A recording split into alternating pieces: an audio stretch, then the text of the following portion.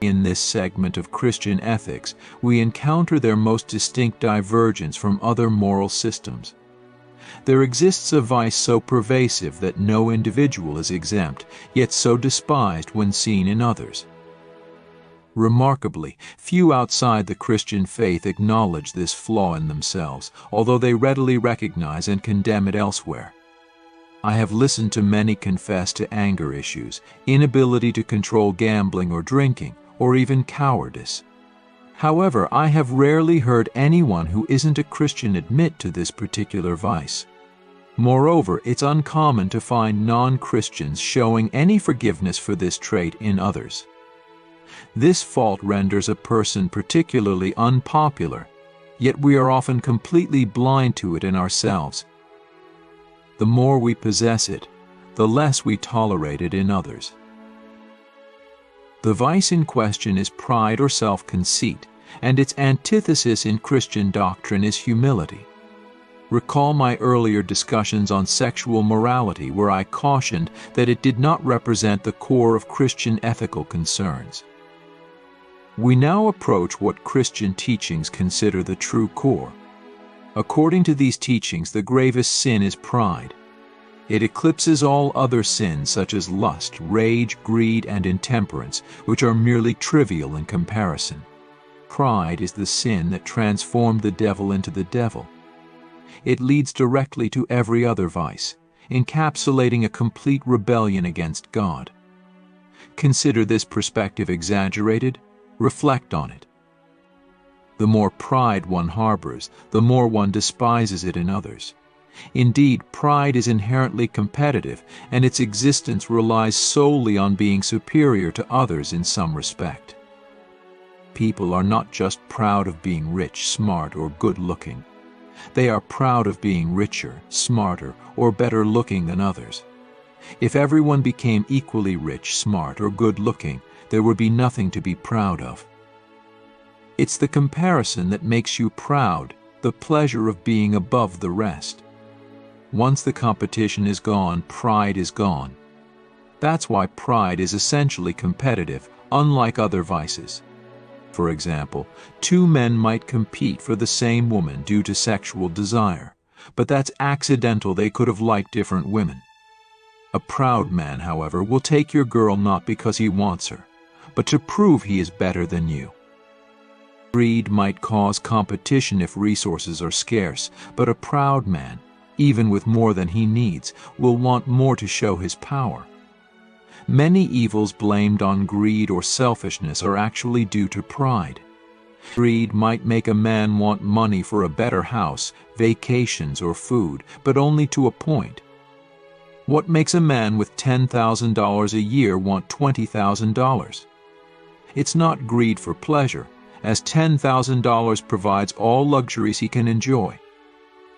It's pride, the wish to be richer than another rich man, and especially the desire for power. Pride enjoys power because it makes one feel superior, like moving people around like toy soldiers. A pretty girl spreading misery by collecting admirers is driven by pride, not sexual desire. Such a girl might be sexually frigid. Political leaders or nations demanding more and more are driven by pride.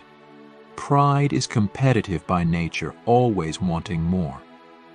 A proud man sees any more powerful, richer, or smarter person as a rival and enemy. Christians are right. Pride has been the main cause of misery in every nation and family since the world began. Other vices might bring people together. Drunks or unchaste people can share jokes and friendliness, but pride always leads to enmity, not just between individuals but among all. Pride also creates enmity with God. In God, you encounter something infinitely superior to yourself. Unless you understand God as superior and see yourself as nothing in comparison, you do not truly know God. A proud person is always looking down on things and people, and as long as you are looking down, you cannot see what is above you. This raises a serious question. How can people who are clearly full of pride say they believe in God and seem very religious? Sadly, It means they are worshiping an imaginary god. They may claim to be humble before this phantom god, but they actually believe he approves of them and thinks they are better than others.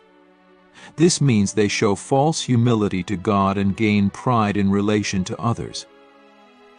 These are the people Christ referred to when he said some would preach and cast out devils in his name, only to be told at the end that he never knew them.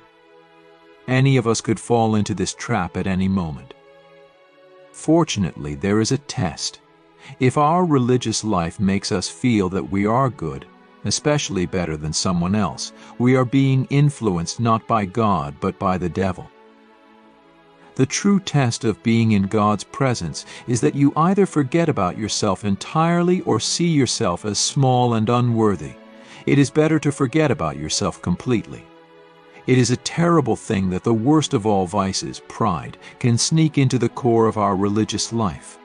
Other lesser vices come from the devil working through our animal nature, but pride does not. It comes directly from hell and is purely spiritual. Therefore, it is much more subtle and deadly. For this reason, pride can often be used to overcome simpler vices. Teachers often appeal to a boy's pride, or what they call self-respect, to make him behave decently. Many people have conquered cowardice, lust, or ill temper by thinking these traits are beneath their dignity, which is pride. The devil laughs at this because he is happy to see you become chaste, brave, and self-controlled as long as he is setting up the dictatorship of pride in you.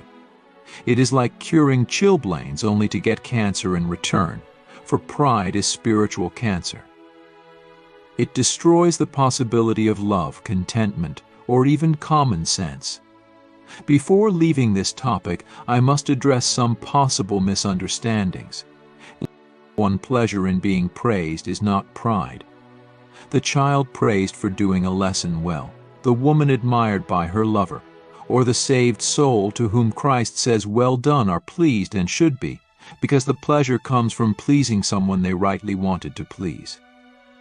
The trouble begins when you move from thinking, "I have pleased him, all is well," to "I must be a fine person to have done it." The more you delight in yourself and the less in the praise, the worse you become.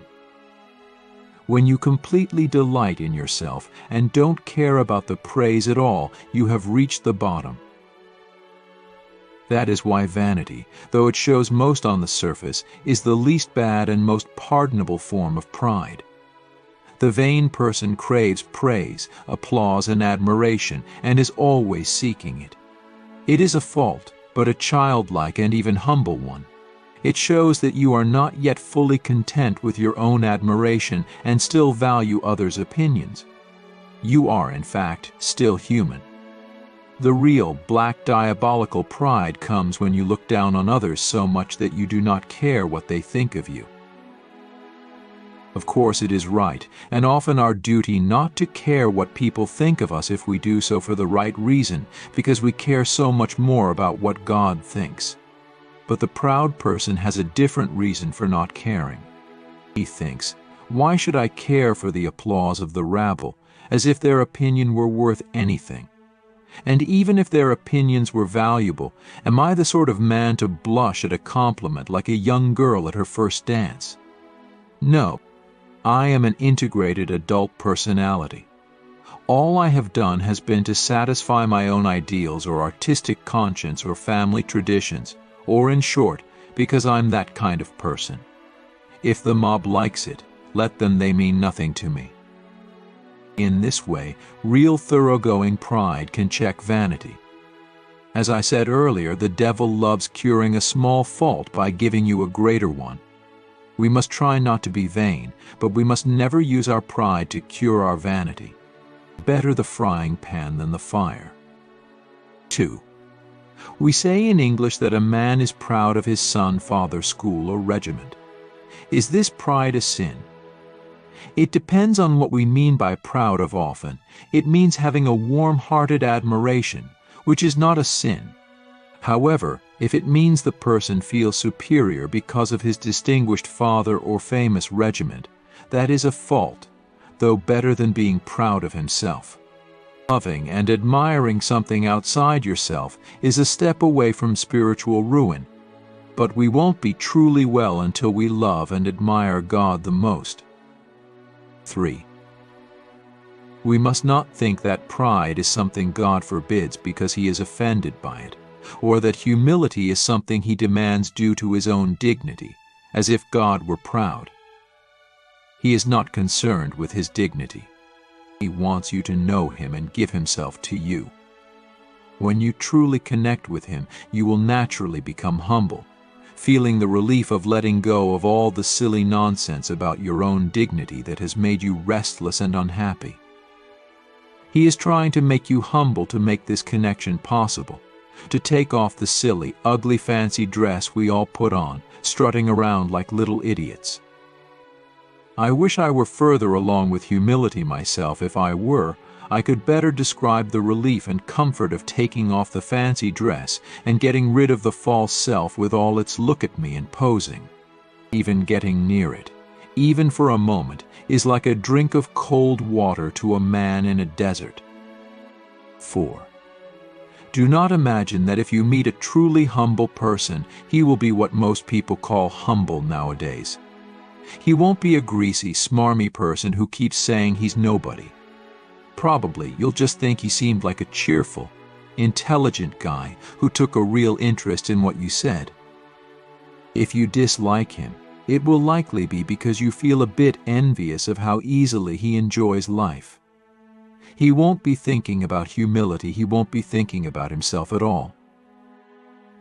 If anyone wants to acquire humility, I can suggest the first step. The first step is to realize that one is proud, and this is a big step. Nothing can be done before it. If you think you're not conceited, it means you are very conceited indeed.